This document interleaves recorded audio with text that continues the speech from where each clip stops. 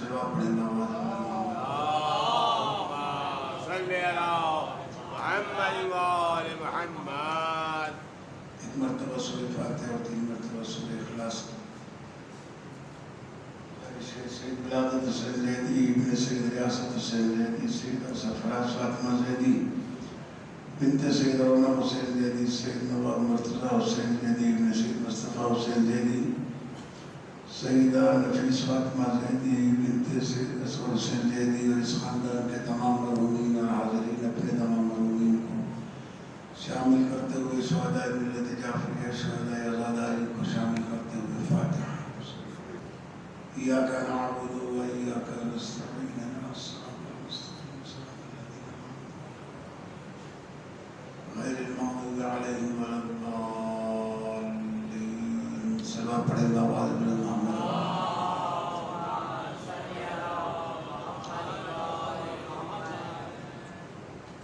ما شاء الله لا حول ولا قوة إلا بالله العلي العظيم. أعوذ بالله من الشيطان اللعين الرجيم بفضل بسم الله الرحمن الرحيم وبه نستعين وهو خير ناصر ومعين. الحمد لله الذي علا في توحده ودنا في تفرده جل في سلطانه وعظما في أركانه مجيدا لم يزل محمودا لا يزال. الصلاة والسلام والتحية والإكرام على بعثه الله بنور المضي والبرهان الجلي والمنهاج البادي والكتاب الهادي الخاتم لما سبق والفاتح لمن غلق المعلم الحق بالحق سيدنا ومولانا أبي القاسم محمد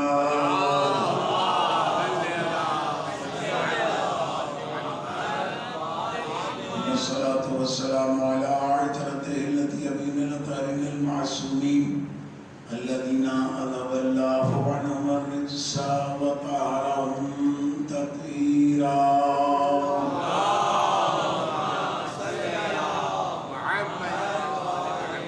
واللعنة الدائمة الباقية على أعداء الله وأعدائهم أجمعين من يوم عداوتهم إلى قيام يوم الدين. أما بعد فقد قال الله سبحانه وتعالى في محكم كتابه الكريم بسم الله الرحمن الرحيم إن الدين عند الله الإسلام. سلوات پڑھیں بابا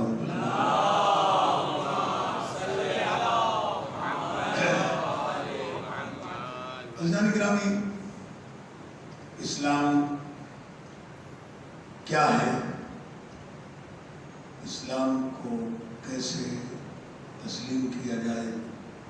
اس سلسلے میں بہت ساری باتیں میں نے عرض کی ہیں. خطبے کو آج تھوڑا سا آگے بڑھاؤں گا. جو علامات ظہور امام علیہ السلام میں ہے کہ لا یبقى فیہم من الاسلام الا اسمہ. اسلام کا نام رہ جائے گا، مسلمان نہیں رہے گا. حلیہ مسلمانوں والا ہوگا، نام مسلمانوں والا ہوگا، لیکن معاشرہ اور کردار مسلمانوں والا نہیں ہوگا. اس کے بعد دوسرا جملہ مولانا نے فرمایا من القرآن الا رسمہ. اور قرآن صرف تحریر میں رہ جائے گا. جب قرآن مجید کو پیش کیا جائے گا کہ یہ قرآن کا حکم ہے تو لوگ کہیں گے فی الحال تو آپ اس کو ایک طرف رکھیں، ہمیں اپنا کام کرنے دیں، پھر ہم سن لیں گے آپ سے قرآن کیا کہتا ہے.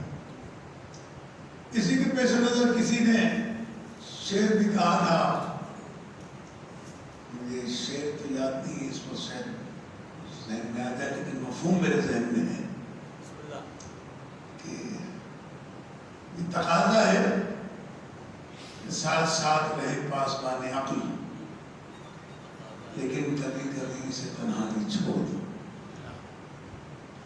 یہ دنیا والوں کا نظریہ ہے. اسلام کا نظریہ یہ ہے کہ ایک لمحے کے لیے بھی عقل سے الگ نہیں ہونا چاہیے. کیوں؟ اس لیے کہ سرکار نے ارشاد فرمایا، جہاں یہ حدیث آپ نے سنی ہے، اگر اصول کافی کو تھوڑا سا دیکھیں کہ پیغمبر نے فرمایا اول ما خلق اللہ نوری، اللہ نے سب سے پہلے میرے نور کو خلق کیا. وہیں پر اول ما خلق اللہ القلم، اللہ نے سب سے پہلے جو چیز خلق کی وہ قلم ہے. اول ما خلق اللہ العقل، اللہ نے سب سے پہلے جس چیز کو خلق کیا وہ عقل ہے. تو یہ تضاد نہیں ہے، یہ کوئی ضد نہیں ہے کہ نور کو خلق کیا تو قلم کیسے ہو گیا اور قلم کو خلق کیا تو عقل کیسے ہو گیا. قلم علم کا استعارہ ہے، عقل شعور کا استعارہ ہے کہ جس نور کو اول خلق کیا اسے شعور کے ساتھ خلق کیا، اسے علم کے ساتھ خلق کیا. صلوات بھیجے بابا بلند محمد والے.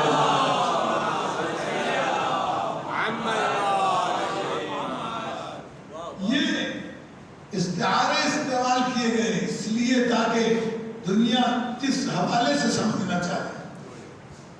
تو سب سے پہلے عقل کو خلق کیا یعنی سرور کائنات کو خلق کیا. اس عقل کے 14 حصے کیے.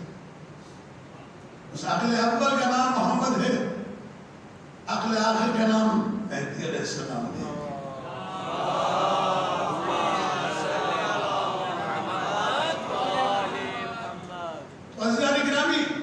قرآن مجید میں جہاں جہاں پر بھی تذکرہ ہوا ہے وہاں کئی بار اللہ تبارک و تعالیٰ نے اعلان کیا کہ افلا تعقلون، کیا یہ عقل سے کام نہیں لیتے؟ افلا یتدبرون، کیا یہ غور و فکر نہیں کرتے؟ فما لکم کیف تحکمون، تمہیں کیا ہو گیا ہے، تم کس قسم کے فیصلے کر رہے ہو؟ یعنی ہر وقت شعور کے ساتھ عقل کے ساتھ زندگی گزارنا ہے. مولانا محمد اسماعیل دیوبندی اللہ مقاموں سے کسی نے کسی موقع پر سوال کیا تھا کہ مولانا دین میں عقل کو کتنا دخل ہے؟ اس قسم کے سوال، کیونکہ ہمارے یہاں ایک پورا طبقہ ہے شیعوں سے ہٹ کر، اور یہ نظریہ ہے کافروں کا جسے بہت سے مسلمانوں نے اڈاپٹ کیا ہے کہ دین میں عقل کا دخل نہیں ہے. جبکہ اہل بیت علیہ السلام کے یہاں جو نظریہ ہے کلما حکم بہ العقل حکم بہ الشرع، ایسے کہہ دیجئے، یا کلما حکم بہ الشرع حکم بہ العقل، جو حکم عقل دیتی ہے وہی حکم شریعت دیتی ہے، جو حکم شریعت دیتی ہے وہی حکم عقل دیتی ہے. عقل اور شریعت کے حکم میں فرق نہیں آ سکتا کیونکہ عقل فطرت میں ہے، فطرت تبدیل نہیں ہوتی ہے. تو دنیا میں ایک نظریہ پایا جاتا ہے اور اسی نظریے کی وجہ سے وہ زندہ بھی ہیں کہ وہ اپنے بچوں کو بچپن سے ایک بات سکھاتے ہیں، مانو سوچو مت. اگر سوچو کہ تمہارا باپ مر جائے گا، تمہاری ماں مر جائے گی، تمہارا گھر گر جائے گا، تم تباہ ہو جاؤ گے، تمہاری پڑھائی ختم ہو جائے گی، تم مارے جاؤ گے، اس طریقے سے ڈرایا جاتا ہے کہ مانو سوچو مت، غور نہ کرو. یہ نظریہ تو مولانا اسماعیل دیوبندی سے اسی بنیاد پر سوال کیا گیا کہ مولانا نے بتایا عقل کا کتنا دخل ہے دین میں.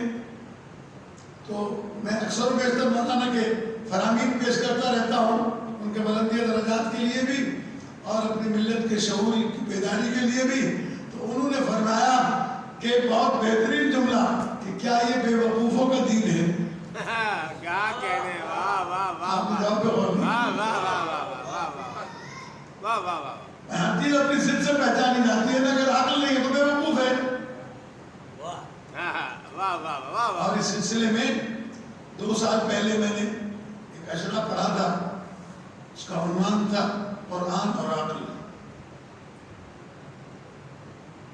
اس میں تقریباً جب میں نے کتابوں کا مطالعہ کیا تو کئی ہزار فرامین و احادیث سامنے آئے. آپ پڑھے لکھے لوگ ہیں, میں تبرکاً 2-3 باتیں آپ کے سامنے اگر آپ کا مزاج پر کرانے ہو رہے ہیں. سلام بھیجیں بابا.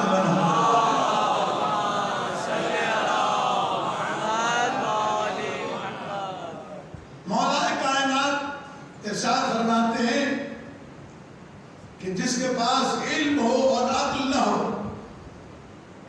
اس کا علم معاشرے کے لیے بھی اپنے لیے بھی وبال بن جاتا ہے. جس کے پاس علم ہو اور عقل نہ ہو, اس کا علم اس کے لیے وبال بن جاتا ہے. اور پھر ایک اور فرمان میں ارشاد فرمایا, مولا ارشاد فرماتے ہیں, اور یہ کمال علی علیہ السلام کا ہے کہ جب گفتگو فرماتے تو کسی گوشے کو تنہا حسن تعبیر نہیں چھوڑتے. مولا ارشاد فرماتے ہیں اگر کسی کا علم اس کی عقل سے بڑھ جائے تو وہ بات بن جاتا ہے. تو ضروری نہیں ہے کہ ہر علم رکھنے والا عاقل بھی ہو. علم اور چیز ہے, عقل اور چیز ہے. علم کا تعلق حافظے سے ہے, عقل کا تعلق شعور سے ہے. اور یہ اس وقت پتہ چلتا ہے کہ اگر کسی کے پاس علم اور عقل برابر ہو یا عقل زیادہ ہو علم کم ہو, اس کے عمل سے پتہ چل جاتا ہے کہ یہ صاحب علم صاحب عقل بھی ہے یا نہیں. اس کے اوپر اس پر مجھے بحث نہیں کرنا ہے, بس میں ایک بات اور کہہ کے آپ کے سامنے کہ مولا کائنات کے ان فرامین کو دیکھ کر ایک شاعر نے عربی میں شعر کہا, اور اس شعر کا مفہوم یہ ہے کہ جس آدمی کے پاس علم ہو اور عقل نہ ہو وہ ایسے ہے جیسے پہننے کے لیے جوتے ہوں لیکن پیر نہ ہوں. سبا بھیجے بابا محمد والے محمد.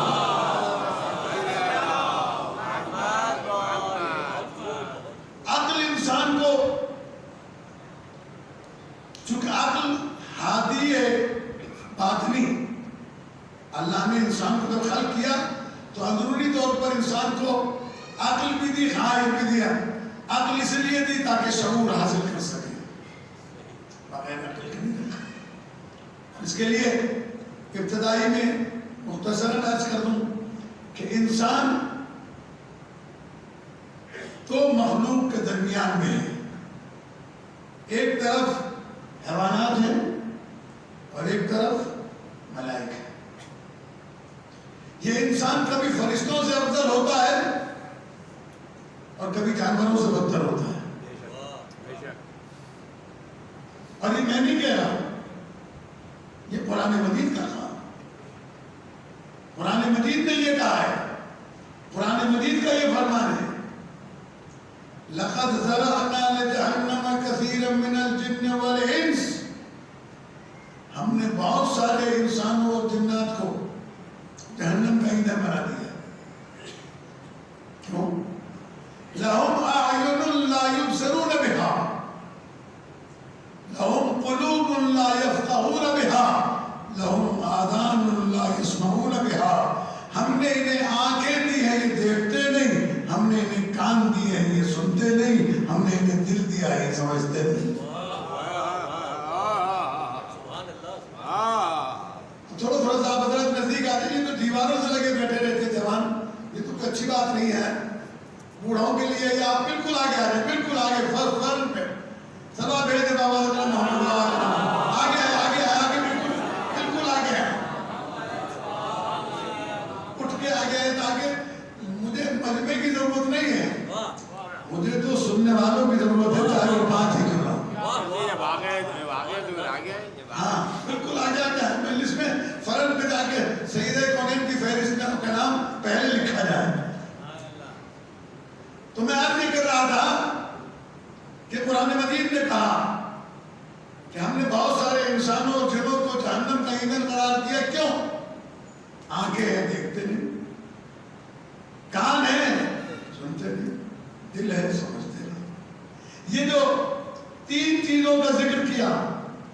اگر آنکھیں ہیں اور نہیں دیکھتا، یہ کون سا فلسفہ ہے؟ آنکھیں تو دیکھے گا، کان ہے تو سنے گا. توجہ رکھیں، میں بول رہا ہوں، آپ سن رہے ہیں نہیں؟ تو کان ہے تو سنے گا، کوئی بھی آواز آئے گی سنے گا. آنکھیں ہیں دیکھے گا، دل ہے تو سوچے گا. تو پھر قرآن مجید کیا کہنا چاہ رہا ہے کہ آنکھیں ہیں دیکھتا نہیں، کان ہے سنتا نہیں، دل ہے سمجھتا نہیں. تو کوئی تو وجہ ہوگی جو قرآن مجید یہ کہہ رہا ہے کہ آنکھوں کے ہوتے ہوئے نہیں دیکھتا، کانوں کے ہوتے ہوئے نہیں سنتا. تو اس کے لیے میں مولا کائنات کے خطبے کو چھوٹا سا، بہت طویل ہے لیکن مختصر، مولا فرماتے ہیں یا کمیل ان هذه القلوب واعية فخيرها اواها. اے کمیل، یہ سینے جو ہیں یہ برتن ہیں، اور بہترین چیز یہ ہے کہ ان برتنوں کو صاف رکھا جائے.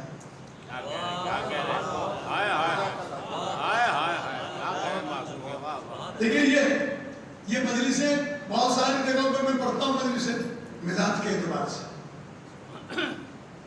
یہاں مدینہ العلم میں مجھے یہ 17واں 18واں سال ہے، چونکہ یہاں پڑھے لکھے لوگوں کی تعداد زیادہ ہوتی ہے، اس لیے کوشش کرتا ہوں کہ نیٹ البلاغہ اور ایسی باتیں آپ کے حوالے کروں جو حوالے کرنے جیسی ہیں، تاکہ کسی بات کو آپ آگے بڑھائیں. مولا کائنات جا رہے تھے کوفے سے باہر، کمیل ساتھ میں ہیں، اور باہر ایک جگہ پر کھڑے ہو گئے امیر المومنین. کیونکہ مولا کائنات کے ساتھ سب سے بڑا مسئلہ یہ تھا کہ جس طریقے سے ان کے سینے میں علم موجود تھا، پوچھنے والا کوئی نہیں تھا. جب وہ موج جوش مارتی تھی تو اہل دیکھ کر اسے وہیں کھڑا کر لیتے تھے کہ کچھ سمجھ لیں. یہ تمنا ہے مولا کائنات. آج بھی 1400 سال گزر جانے کے بعد بھی علیہ السلام نے جو علم دیا ہے، اگر فقط مولا کائنات کے فرامین اور فضائل اہل بیت جو مولا نے فرمائے اگر انہیں سنے، زندگی کم ہے، فضائل زیادہ ہے. 40,000 فرمان تو صرف ایک کتاب میں ہے جس کا نام ہے درر الکلم، غرر الحکم، درر الکلم. چھوٹے چھوٹے 40,000 اقوال ہیں، اردو میں بھی ترجمہ ہو گئی. گھر میں رکھیں. یہی تو پیغمبر نے نہیں کہا تھا کہ سیدو مجالسکم پہ ذکر علی ابن ابی طالب، میٹیریل تھا تو کہا تھا نا. علی کا ذکر اتنا ہے کہ ساری دنیا بھی کرے گی تو ختم ہونے والا نہیں.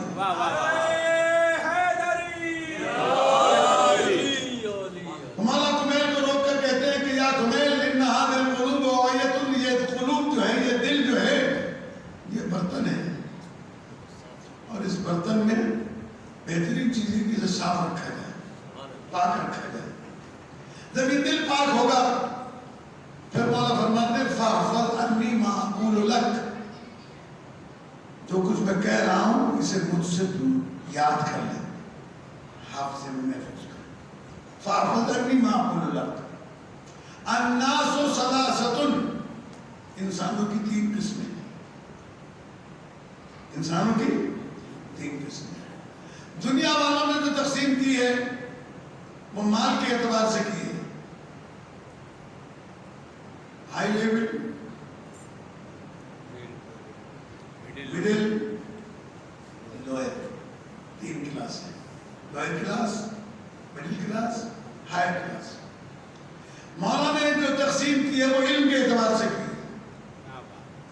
مولا نے فرمایا انسانوں کی 3 قسمیں ہیں. 3 قسمیں کون سی ہیں؟ فرمایا فعالم ربانی ومتعلم علی سبیل النجاة محمد الرعا ونتباع کل نائر. عزیزان گرامی، خوش نصیب ہیں ہم کہ ہمیں وہ رہبر ملے جنہوں نے ہر زاویے سے ہماری ہدایت کا انتظام کیا. مولا فرماتے فعالم ربانی. پہلی قسم عالم ربانی کی میں تو کل عرض کر رہا تھا، اسے ذرا اس کے ساتھ ملا کے دیکھیے گا. پوچھا پوچھا کہ عالم ربانی کسے کہتے ہیں؟ کہ عالم ربانی دو طریقے سے تعریف کی گئی ہے عالم ربانی کی۔ ایک تعریف یہ کہ جو عالم اپنے علم پر عمل کرے وہ عالم ربانی ہے، جو علم پر عمل نہیں کرتا وہ علماء سو میں سے ہے، وہ عالم ربانی نہیں ہے۔ یعنی بے عمل عالم علماء سو میں سے ہے، بعمل عالم ربانی۔ دوسری تقسیم کی گئی کہ اگر آپ علم کے اعتبار سے عمل کے اعتبار سے نہ پہچان سکیں تو پھر آسان سی ترکیب بتا دی، وہ مولوی وہ علماء جو تمہیں مالداروں کے دروازوں پہ نظر آئیں گے وہ علماء سو میں سے ہیں، اور جن کے دروازے پہ مالدار نظر آئے وہ علماء ربانی۔ بات سمجھ میں آئی ہے؟ جو علماء دولت مندوں کے دروازوں پر نظر آئے، اور خدا کی قسم یہ تو بڑی حکمت والی باتیں ہیں، اس کو سمجھانے کے لیے ایک جملہ کہوں۔ پہلی ہجرت حبشہ ہوئی مکے سے حبشے کی طرف، حضرت جابر طیار علیہ السلام کے معیت میں، سردار سے جامعہ میں جابر طیار۔ تو جب حبشہ پہنچے ہیں، حبشہ کے بادشاہ نے بلوایا کہ بھائی آپ کیسے یہاں آئے؟ کہا ہمارے یہاں ایک نبی مبعوث ہوئے ہیں، نام محمد ہے، اور ہم نے ان کا کلمہ پڑھا ہے، کافر مشرک بت پرست ہمارے دشمن ہو گئے ہیں، لہذا ہمیں ہجرت کے لیے حکم دیا گیا کہ تم تھوڑے دن جا کر۔ اس نے ایک سوال کیا، دیکھیے تھا عیسائی لیکن پڑھا لکھا تھا، باشعور تھا، بعد میں مسلمان بھی ہو گیا تھا۔ اس نے ایک سوال پوچھا، اور یہ سوال میں آپ کے ساتھ حوالے کر رہا ہوں، تاریخ بتا کے دیکھ لیجیے گا۔ بادشاہ نے پوچھا یہ بتاؤ تمہارے نبی نے جس نے نبوت کا اعلان کیا ہے، جس نے اپنی رسالت کا اعلان کیا ہے، اس پر ایمان لانے والے غریب ہیں یا دولت مند ہیں؟ سوال دولت مند ہیں یا غریب ہیں؟ تو جناب جابر طیار علیہ السلام نے کہا کہ زیادہ تر غریب ہیں، اکثریت غربا کی ہے۔ تو کہنے لگا پھر تمہارا نبی حق پر ہے۔ وزیروں سے کہا کہ ان کی رعایت کا انتظام کرو۔ یہ کیوں کہا کہ غریب زیادہ ایمان لانے والے ہیں، امیر کم ہیں؟ اس لیے کہ امیر اپنی سہولت کے ساتھ ایمان لاتا ہے، غریب اپنے دل سے ایمان لاتا ہے۔ آج بھی آپ دیکھ لیں، مجھے چھینک آ جائے تو مسجد نہیں جاؤں گا۔ کیا ہوا؟ کہا صاحب کی طبیعت خراب ہے، صاحب کی طبیعت۔ اب آپ دیکھ لیں اس زمانے میں یہ جو برسات کے موسم میں گھٹنوں گھٹنوں پانی کھڑا ہوا ہے اندرون سندھ، کہیں 4 فٹ کہیں 3 فٹ کہیں 5 فٹ، اس میں جو جلوس نکل رہے ہیں آپ ان کی لسٹ بنا لیں کتنے پیسے والے اور کتنے غریب ہیں۔ کیونکہ امیر آدمی، دولت مند انسان، اس کا تو پہنچا بھی گیلا نہیں ہونا چاہیے، اور وہ آدھے آدھے پانی میں چل رہے ہیں، یا حسین یا حسین، علم بھی اٹھائے ہوئے ہیں۔ اور یہ بھی یاد رکھیے گا آنے والے زمانے میں جب امام زمانہ صلی اللہ تعالیٰ فرض شریف کا ظہور ہوگا، ان کا ساتھ دینے والے بھی زیادہ تر غریب ہوں گے، کیونکہ دولت مند تو یہ پہلے پوچھے گا کہ یہ آگے ہم سے لے کیا رہے ہیں، دے کیا رہے ہیں۔ اب ہر دولت مند ایسا نہیں ہوتا، یہ ایمان کی بات بھی ہوتی ہے، ایمان والے بھی ہوتے ہیں۔ ایران کا بادشاہ تھا، شاہ عباس شہنشاہ تھا، لیکن شیخ بائلی کی گھوڑے کی لگام پکڑ کے چلتا تھا بازار میں۔ یہ اپنی جگہ کے اوپر ہے۔ دیکھیے ہر ایک آدمی کو دولت خراب نہیں کرتی، ہر ایک آدمی مالدار خراب نہیں ہوتا۔ بہت سارے صاحبان ایمان کو ہم نے دیکھا ہے دولت مند ہیں، لیکن بہت صاحب ایمان ہیں اس لیے کسی کو یہ پریشانی نہیں ہونی چاہیے کہ مولانا کسی کو ہٹ کر رہے ہیں، نہیں، ہر آدمی اپنے ایمان کے اعتبار سے، مثلا میں جملہ کہنا چاہتا ہوں یہ کہ آخری دور میں جو امام علیہ السلام پر ایمان لانے والے ہوں گے ان میں بھی زیادہ تر وہ لوگ ہوں گے جو غریب ہوں گے. تو بات کہاں سے شروع ہوئی تھی کہ امام نے 3 تقسیمیں کی، عالم ربانی، دوسری وَمُتَعَلِّمٌ عَلَى سَبِيلِ النَّجَاةِ، دوسرے وہ لوگ ہوں گے کہ جو طلب علم کرتے ہوں گے نجات کے رستے پر قائم رہتے ہوں گے. اس لیے کہ طلب علم کے لیے بھی 3 نیتیں بتائی گئی ہیں. جو مدرسے جاتا ہے پڑھنے کے لیے اس کی 3 نیتیں ہوتی ہیں. 3 میں سے کوئی ایک نیت ہو سکتی ہے، یا تو اس نیت سے مدرسے جاتا ہے پڑھنے کے لیے کہ مدرسے جاؤں گا، پڑھوں گا، تبلیغ کروں گا، مبلغ بنوں گا. اسے منع کیا گیا ہے کہ اس نیت سے تعلیم حاصل نہ کرو. دیکھیے یہ موضوع ذرا سناٹے کے ہے، لیکن تھوڑا سا میرے ساتھ بولتے رہیے. سلام کہتے بابا.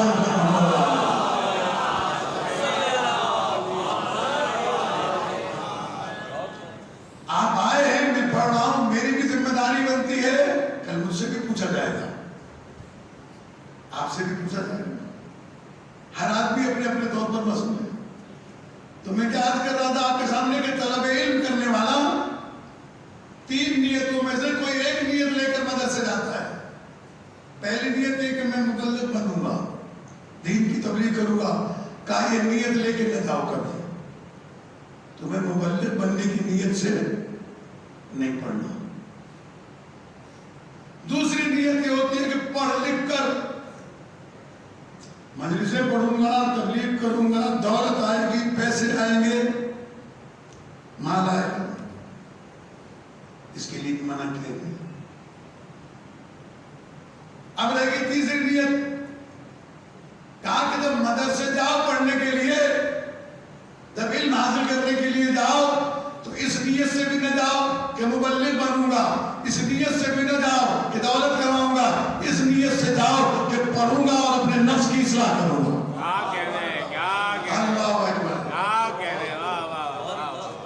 اپنے نفس کی اصلاح کروں گا. معصوم فرماتے ہیں اگر اس نیت سے پڑھنے جاؤ گے تو وہ دونوں چیزیں خود بخود تمہارے پاس آ جائیں گی.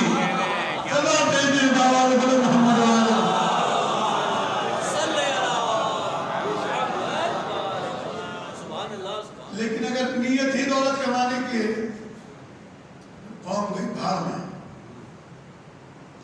ہمیں تو مال چاہیے، دولت چاہیے.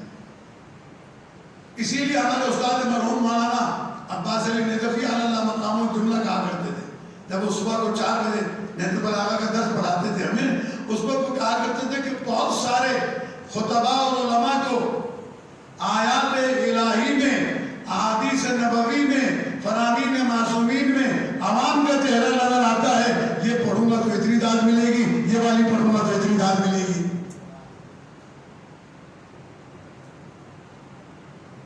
ان کا اپنا نفس خالی ہوتا، اپنا چہرہ نظر ہی نہیں آتا.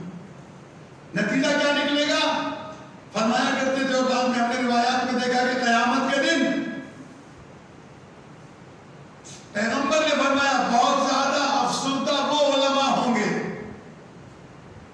کہ جن کے بتائے ہوئے رستے پر چل کر لوگ جنت جا رہے ہوں گے اور یہ پھنسے کھڑے ہوں گے اور وہ دیکھ رہے ہوں گے مولانا چلے ہمارے ساتھ، آپ نے اتنی بدلی سے ہمیں سنائی. ہم کہیں گے نہیں بھائی ہم نہیں جا سکتے، آپ جائیں. ہم نے جو تمہیں بتایا اس پر خود عمل نہیں کیا.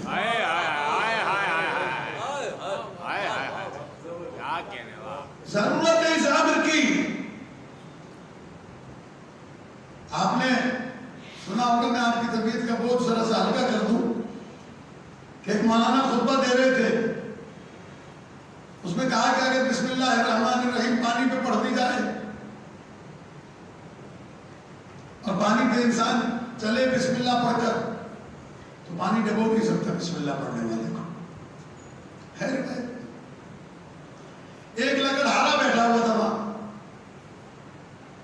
شہر کا پل بہت دور تھا، سارا دن لکڑیاں کاٹتا تھا، دوپہر کو لکڑیاں اٹھا کر وہ پل سے گھوم کر آتا تھا شہر، پھر وہ لکڑیاں بیچ کر دیر سے واپس جاتا تھا، ایک ہی ٹرپ لگتا تھا اس ایک ہی چکر۔ جب مولانا نے یہ بتایا تو خوش ہو گیا، وہ اٹھا دریا پہ گیا، نہر پہ، اور پانی پہ چل گیا، ہو گیا۔ اب وہ دن میں 4-5 چکر کاٹنے لگا،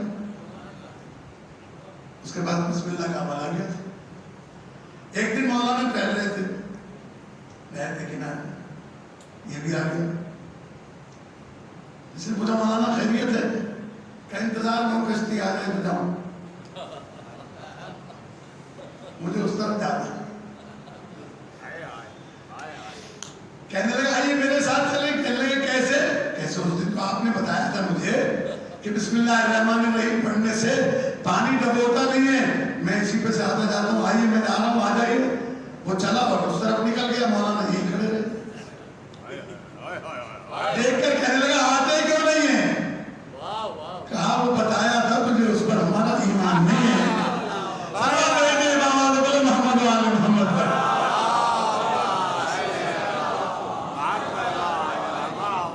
یہ کیوں؟ یہ اس لیے کہ مبلغ بنتا ہے کہ پیسہ کمانا ہے، دوسروں کو سکھانا ہے، لیکن اگر اصلاح نفس کے لیے پڑھا ہے، اصلاح نفس کے لیے اگر پڑھا ہے تو پھر انسان خود بھی کامیاب ہوتا ہے، دوسرے بھی کامیاب ہو جاتے ہیں۔ لیکن اگر اصلاح نفس کے لیے نہیں پڑھا، اسی لیے مولانا نے یہ نہیں کہا کہ انسانوں کی 3 قسمیں ہیں، ایک عالم کی قسم، ایک طالب علم کی قسم، سیدھا سیدھا کہہ دیتے فعالم و طالب یا طالب العلم، نہ طالب علم کہا نہ عالم کہا، عالم کے ساتھ رکھا عالم ربانی کو، طلب علم کے لیے کہا متعلم علی سبیل النجات، نجات کے راستے پر قائم رہتے ہوئے جس نے طلب علم کیا ہو، ہر طالب علم نہیں۔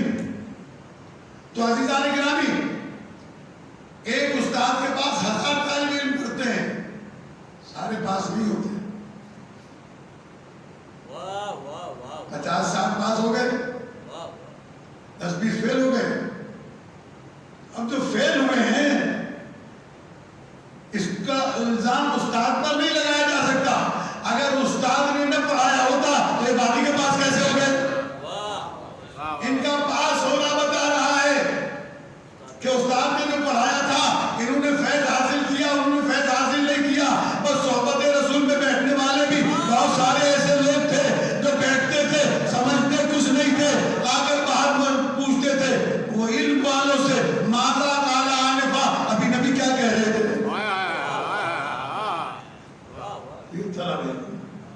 عالم ربانی اور طلب علم کرنے والا، یہ 2 ہیں۔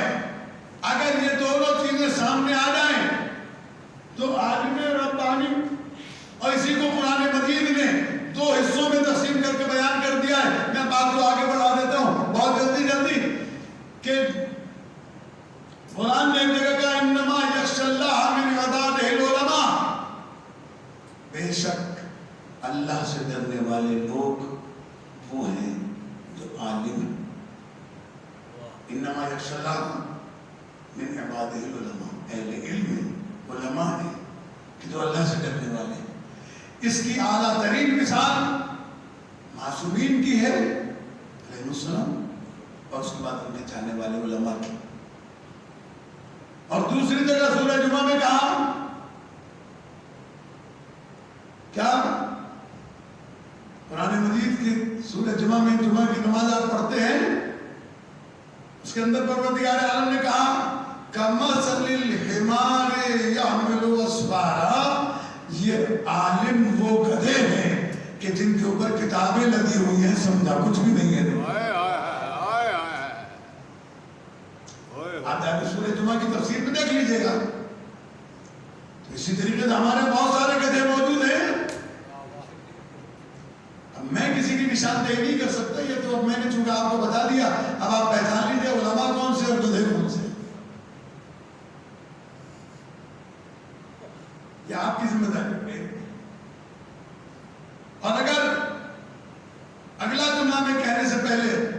بات صرف آپ کی خدمت میں عرض کر دیتا ہوں کہ جسے کتابیں پڑھ کر علی سمجھ میں نہیں آتا اس سے بڑا گدھا کوئی نہیں.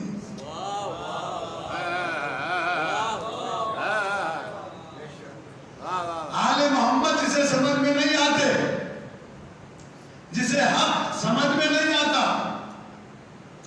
تیسرا جملہ جو ہے وہ میں عرض کرنے جا رہا ہوں، وہ عوام الناس سے متعلق فرمایا وَحَمَدٌ رَعَا وَالْأَتْبَاءُ كُلِّ نَائِبٍ. تیسرا درجہ ان لوگوں کا ہے جو ہر آواز کے پیچھے دوڑتے ہیں. جو آواز اچھی لگی فلاں کو سننے جا رہے ہیں، کیوں؟ انداز بہت اچھا ہے. فلاں کو سننے جا رہے ہیں، آواز بہت اچھی ہے. فلاں کو سننے جا رہے ہیں، صورت بہت اچھی ہے. ہر آواز کے پیچھے دوڑتے ہیں. کیوں دوڑتے ہیں؟ مولا فرماتے ہیں لم یلجؤ الی رکن وثیق، انہوں نے کسی مضبوط پلر کا سہارا نہیں لیا ہے. لم یستضیئوا بنور العلم، انہوں نے علم سے فیضیاب ہوئے ہی نہیں ہیں، اپنے پاس ہے ہی نہیں کچھ. اب آپ کو سمجھاؤں یہ آیت کہ قرآن مجید نے کہا لَقَدْ ذَرَأْنَا لِجَهَنَّمَ كَثِيرًا مِنَ الْجِنِّ وَالْإِنسِ، ہم نے بہت سارے انسانوں کو اور بہت سارے جنوں کو جہنم کا ایندھن قرار دیا ہے.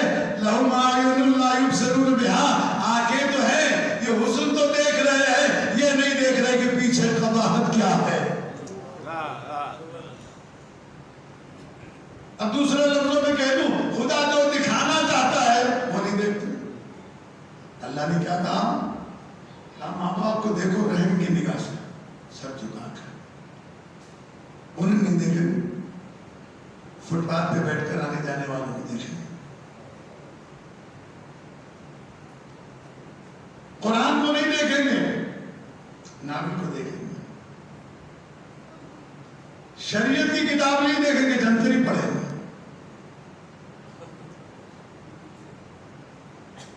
جی ایسی بہت ساری چیزیں. قرآن اور حدیث کا ذکر ہوگا، کچھ بھی نہیں. فلم ٹکٹ دیکھنے کے لیے ٹکٹ دے کے فلم دیکھنے جائیں گے اور مسجد میں مفت میں اللہ بلا کے کہتا ہے مجھ سے باتیں کرو. ہے تو کائنات میں، تو کائنات کا مالک ہے. پیغمبر اکرم صلی اللہ علیہ وآلہ وسلم نے فرمایا تھا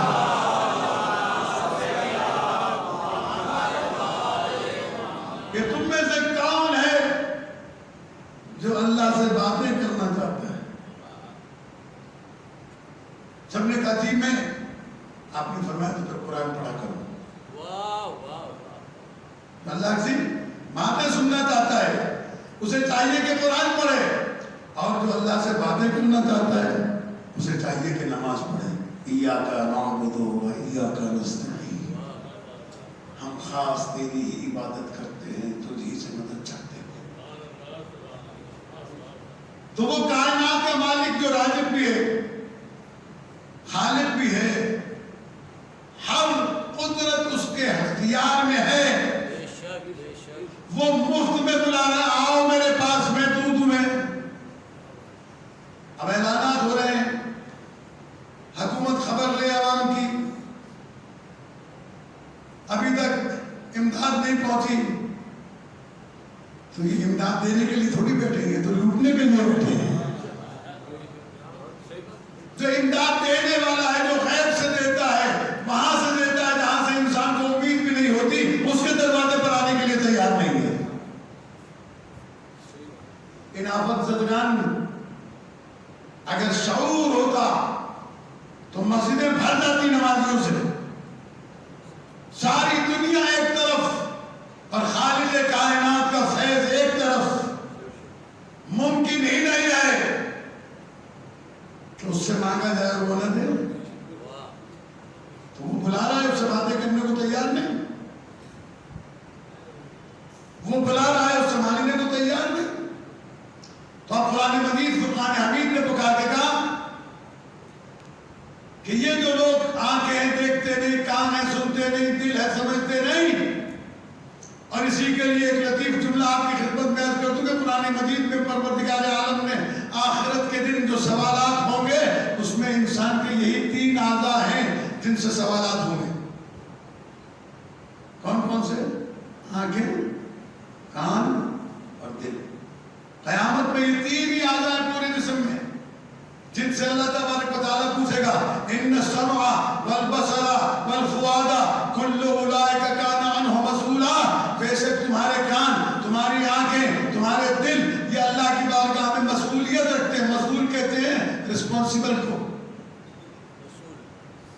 مسئول رسپانسیبل. اسی لیے عربی زبان میں ہیڈ ماسٹر کو مسئول کہا جاتا ہے، پرنسپل کو مسئول کہا جاتا ہے. وہ ایک اسکول کا مسئول ہے، یہ ایک مدرسے کا مسئول ہے. عزیزان گرامی، اللہ نے کہا تمہارے باڈی میں، تمہارے جسم میں 3 چیزیں مسئول ہیں، آنکھیں، کان اور دل. یہ تینوں قیامت کے دن پوچھا جائے گا. ان السمع والبصر والفؤاد کل اولئک کان عنہ مسئولا. ان تینوں سے اس کے بارے میں پوچھا جائے گا. عنہ ایک وہ ہے جس کے بارے میں ان تینوں سے پوچھا جائے گا. میں یہی وجہ تھی علماء نے تفسیر میں لکھا، معصومین نے ارشاد فرمایا کہ پیغمبر نے مولا کائنات کو جو غدیر میں مولا بنایا تو اس کو صرف زبان سے نہیں کہا بلکہ سامنے کھڑا کر کے اٹھا کے دکھایا تاکہ کان سن لیں، آنکھیں دیکھ لیں، دل سمجھ لیں کہ من کنت مولا فہذا مولا.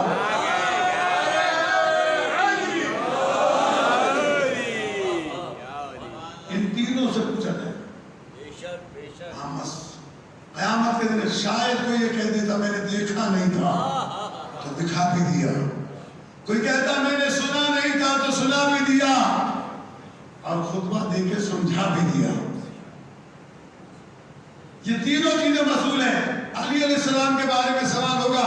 اسی لیے علامہ فخر الدین رازی نے اور تفسیر در منصور میں لکھا گیا ہے کہ جب سارے اعمال بتا کر جنت جانے کے لیے تیار ہوں گے اس وقت آواز آئے گی وقفوہم انہم مسئولون. ان کو روکو کہ ان سے سوال کیا جائے گا. ان کو روکو کہ ان سے سوال کیا جائے گا. کس چیز کا؟ وقفوہم انہم مسئولون عن ولایت علی بن ابی طالب. ان کو روکو کہ ان سے ولایت علی کے بارے میں سوال ہوگا. چلو بھیجے مل کر بابا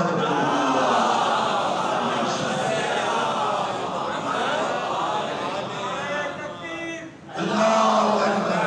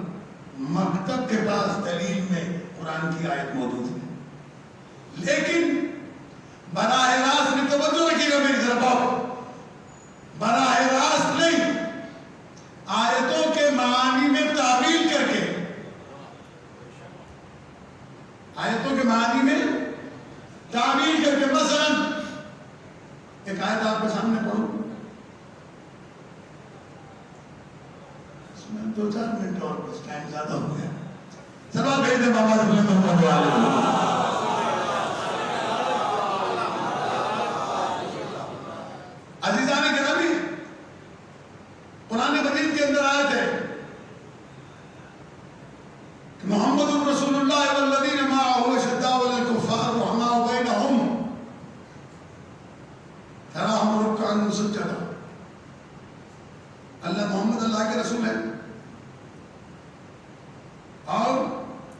کے ساتھ ہیں وہ آپس میں رحم دل ہیں اور دشمنوں پر سخت ہیں. رحماء بینہم آپس میں رحم دل ہیں. اب تعویل کرنے والوں نے تعویل کیا کی؟ جو میدان سے بھاگ گئے انہیں کہا رحماء بینہم. جنہوں نے تلوار لے کر جہاد کی انہیں کہا صدام الکفار.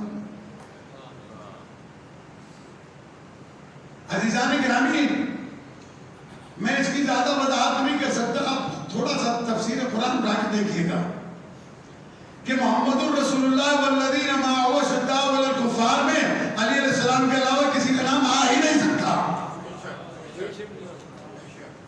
شداء علی الکفار، جو کافر سے ڈر کے بھاگ جائے وہ شداء علی الکفار کہاں سے ہو جائے گا؟ تراہم رکعا سجدا. عزیزان گرامی، یہ تو میں نے ایک چھوٹی سی مثال دی ہے. ایسی سینکڑوں آیات ہیں جن کی تعویلات گھڑ کے ان لوگوں سے منسوخ کیا گیا ہے جن وہ لوگوں کی مذمت میں قرآن مجید کے اندر آیات موجود ہیں.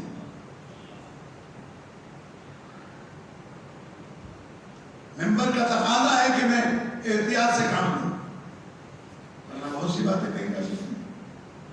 میں ایک بات یاد رکھیے گا، ہمارے یہاں آل محمد کے چاہنے والوں کے یہاں قانون ہے کہ ہم کسی کو برا کہیں یا نہ کہیں، کسی کو اچھا کہیں یا نہ کہیں. یہ اچھا کہنا اور برا کہنا اس کا معیار ہماری ذات نہیں ہے، اس کا معیار آل محمد ہے. ہم نام نہیں لیتے کسی کا بھی، لیکن جس نے جناب زہرا کا دروازہ جلایا ہو، جس نے شہزادی کے بازو پہ تازیانہ لگایا ہو، جس نے سیدہ کونین کو رلایا ہو، کم سے کم شیعہ اثنا عشری اہل بیت سے وابستگی رکھنے والا انہیں اچھا نہیں سمجھ سکتا، ان سے وابستگی نہیں رکھ سکتا. اس چیز کو یاد رکھیے گا. اب یہ خطرناک عمل ہمارے یہاں شروع ہو چکا ہے کہ ہمارے ممبر سے کہا جا رہا ہے کہ امام حسین علیہ السلام نے کسی کو حق پر کہا. امام حسین علیہ السلام تو کسی ایسے انسان کو حق پر نہیں کہہ سکتے، اس لیے کہ ہمارا عصمت معیار ہے، روایت معیار نہیں. اور یہ یاد رکھیے کہ وہ اندھے ہیں جو روایتوں کو مانتے ہیں، روایت کو بغیر درایت کے نہیں مانتے. مجھے دوسری طرف نہیں جانا، بہت زیادہ موضوع طویل نہ ہو جائے. ایک بات یاد رکھیے گا، یہ جو زیارت عاشورہ آپ پڑھتے ہیں، یہ زیارت عاشورہ حدیث قدسی کہلاتی ہے ہمارے یہاں. یہ کسی عام آدمی کے لفظ نہیں ہے، یہ وہ کلام الہی ہے جو بغیر قرآن کے نازل ہوا ہے. ہم شیعہ نے حیدر کرار عقیدہ رکھتے ہیں قرآن مجید کے اس آیت پر جس نے ہمیں یہ بتایا ہے کہ تم کسی کے جھوٹے خداؤں کو برا نہ کہو، ایسا نہ ہو کہ وہ تمہارے سچے خدا کو برا کہے. یہ قانون ہے ہمارا. ہم کسی کے جھوٹے نبی کو برا نہیں کہتے اس لیے کہ وہ ہمارے سچے نبی کو برا نہ کہتے. ہم کسی کے جھوٹے امام کو برا نہیں کہتے اس لیے کہ وہ ہمارے سچے امام کو برا نہ کہتے. لیکن یہ کہیں منع نہیں کیا گیا کہ تم جھوٹے خداؤں سے محبت بھی کرنا. یار آپ نے میرا بات توجہ نہیں دی، آپ میری بات کو سنیں. ہمیں یہ کہا گیا کہ برا نہ کہو، یہ نہیں کہا گیا کہ ان دونوں سے محبت بھی کرو.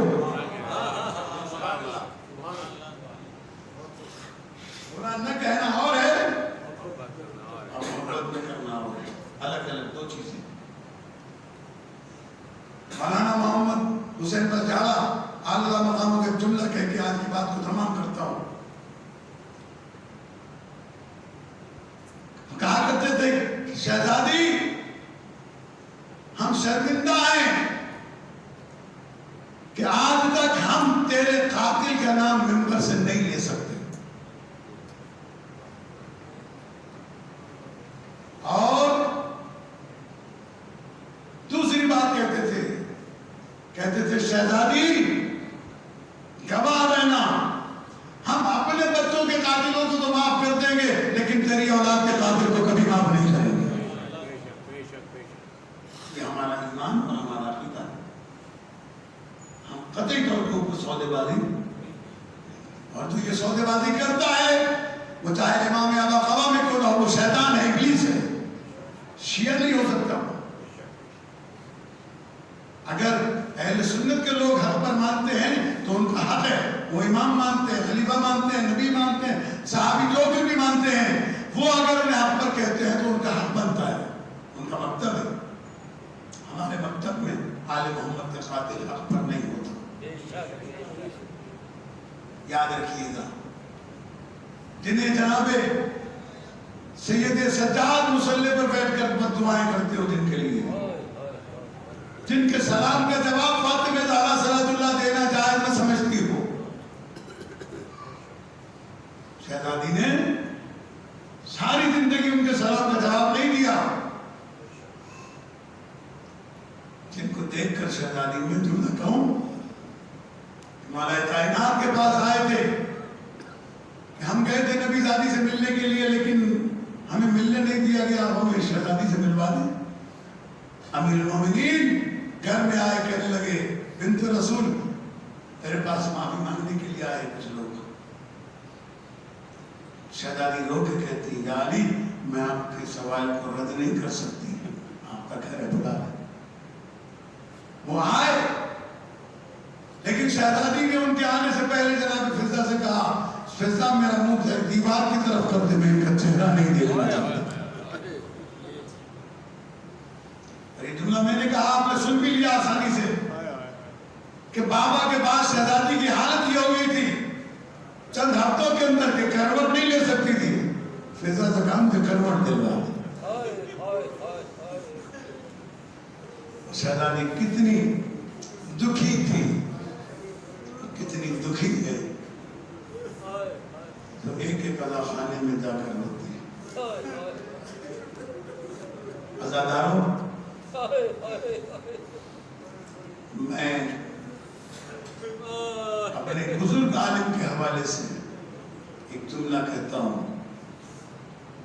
یاد آ جاتا ہے تو پڑھتا ہوں کہ صرف جناب سیدہ سلام اللہ علیہا اور جناب زینب عالیہ صلوات اللہ علیہا، جناب سکینہ باب الحوائے سلام اللہ علیہا صرف یہی مجلسوں میں نہیں آتے. حضرت عالم فرماتے کبھی کبھی مولا کائنات شہزادی کے ساتھ آتے ہیں. علی علیہ السلام مردوں میں آتے ہیں، شہزادی خواتین میں آتی ہیں.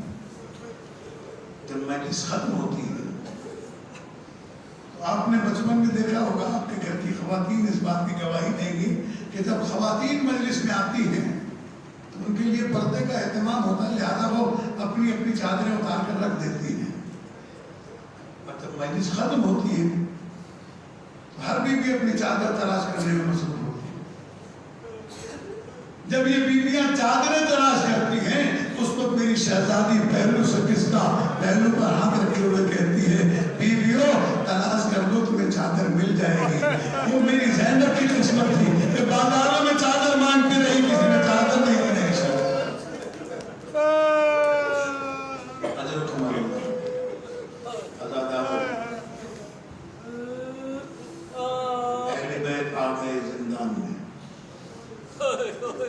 شہزادی جناب زینب کبریٰ سلام اللہ علیہ، ہمارے استاد محترم مولانا محمد باقر نجفی صاحب دامت برکاتہ فرمایا کرتے ہیں کہ نجف اشرف میں ایک مجلس میں ایک مجتہد عالم ایک مجلس پڑھی، اس میں جملہ کہا تھا، ایک واقعہ سنایا تھا کہ جناب زینب کبریٰ سلام اللہ علیہ جب رویا کرتی تھی نا اور بیویاں ان کے پاس آتی تھی تو بیویوں سے کہتی تھی میں نے بچپن میں خواب دیکھا تھا، میرے نانا بھی زندہ تھے، میرے بابا بھی حیات تھے، میں نے خواب دیکھا، نماز شب پڑھی، فجر پڑھ کے سو گئی، خواب دیکھا، خواب میں دیکھا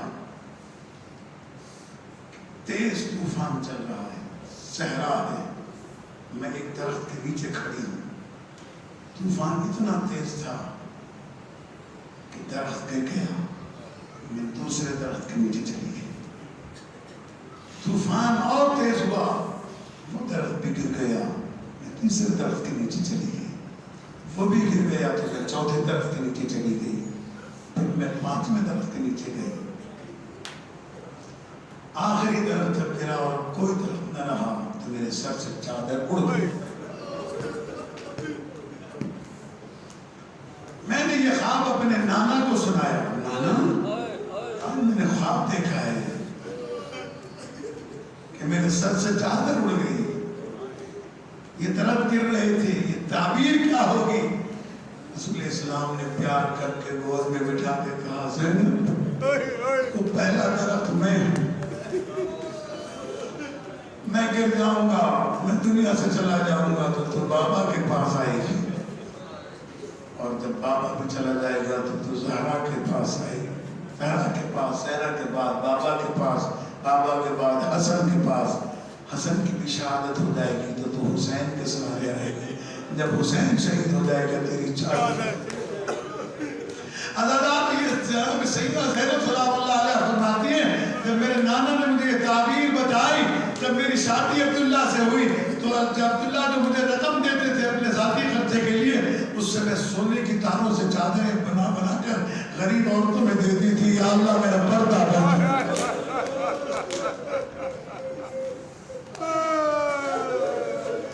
لیکن میرا پردہ نہیں بچ سکا، ہائے میں بازاروں میں گئی، درباروں میں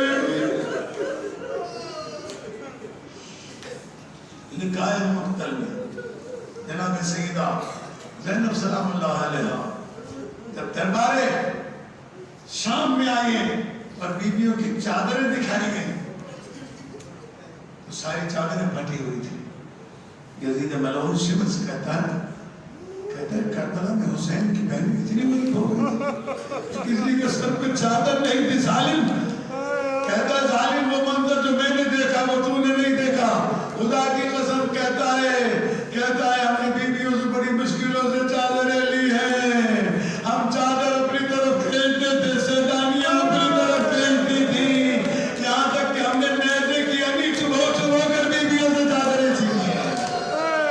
حضرت عمر اللہ بس ادادار و مجلس تمام کرنے جا رہا ہوں، ایک معاملہ ایسا آیا جناب زینب کبریٰ دربار کے دروازے پر بیٹھ گئی، جناب سجاد علیہ السلام پوچھتے پھوپھی اپنا تھک گئی، تھکی نہیں ہوں، 21 رمضان کو جب بابا وصیت کر رہے تھے، شب کی 21 کی شب میں جب وصیتیں کر رہے تھے تو فرما رہے تھے زینب جب تو دربار جائے گی اکیلی نہیں جائے گی، میں